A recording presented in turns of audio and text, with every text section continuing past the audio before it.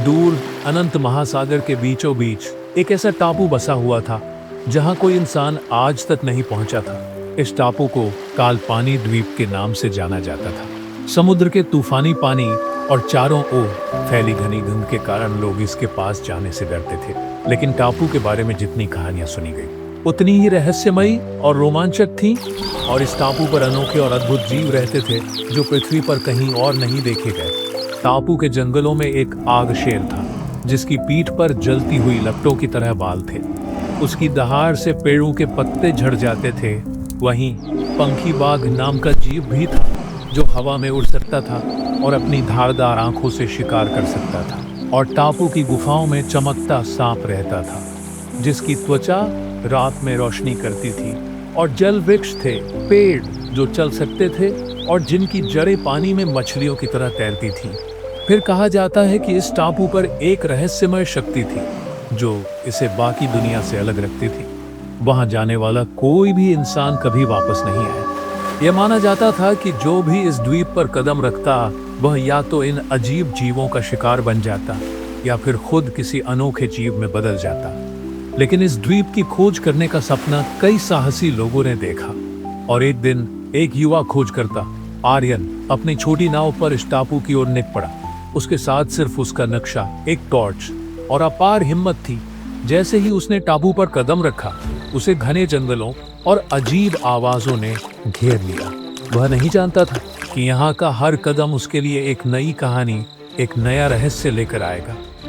फिर पेड़ों से आती अजीब सी सरसराहट और दूर से सुनाई देने वाली गर्जनाओं ने उसे सावधान कर दिया। उसने अपने नक्शे पर नजर डाली, लेकिन टापू इतना बड़ा और उलझा हुआ था कि नक्शा पूरी तरह बेकार लग रहा था।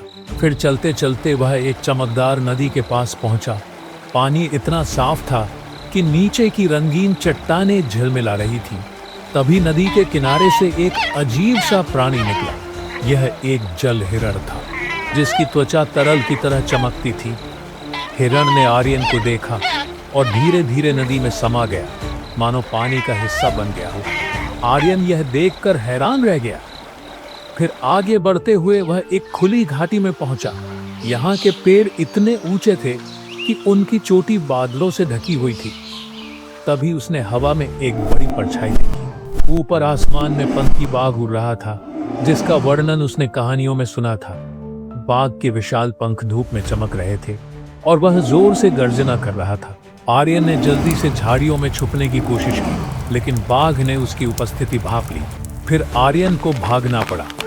भागते भागते वह एक अंधेरी गुफा में घुस गया। गुफा के अंदर अजीब नीली रोशनी थी। दीवारों पर चमकदार लताओं से बनी आकृतियां थी। तभी उसने महसूस किया कि गुफा के अंदर कुछ हिल रहा है। यह एक चमकता सांप था। सांप की त्वचा से नीली रोशनी फूट रही थी और उसकी आंखें सीधे आर्यन पर जमी थी। सांप ने धीमे धीमे अपनी कुंडली खोली और फुफकारा। फिर आर्यन ने अपनी टॉर्च निकाली और सांप को डराने की कोशिश की, लेकिन सांप की चमक इतनी तेज थी कि टॉर्च की रोशनी फीकी पड़ गई। तभी सांप ने फुसफुसाती आवाज में कुछ कहा। तुम यहाँ क्यों आए हो इंसान? यह टापू तुम्हारे जैसे लोगों के लिए नहीं है। आर्यन ने साहस जुटाकर कहा, मैं इन रहस्यमय जीवों की कहानी जानने आया हूँ। मैं तुम्हारे बारे में दुनिया को बताना चाहता हूँ। सांप मुस्कुराया, एक डरावनी लेकिन समझदारी भरी मुस्कान। उसने कहा, यह टापू केवल उन्हीं को स्वीकार करता है जो दिल से ईमानदार और साहसी हों। लेकिन यहाँ की सच्चाई जानने के लिए तुम्हें कई परीक्षाओं से गुजरना होगा। गुफा के अंदर से एक रास्ता खुला। सांप ने उसे इशारा किया और आर्यन ने अपने कदम आगे बढ़ाए, लेकिन उसे नहीं पता था कि आगे कौन से रहस्य और खतरे उसका इंतजार कर रहे हैं। और क्या आर्यन इस टापू की परीक्षाओं को पार कर पाएगा और जीवित बाहर निकल पाएगा, या यह रहस्यमय द्वीप उसे हमेशा के लिए अपने में समा लेगा।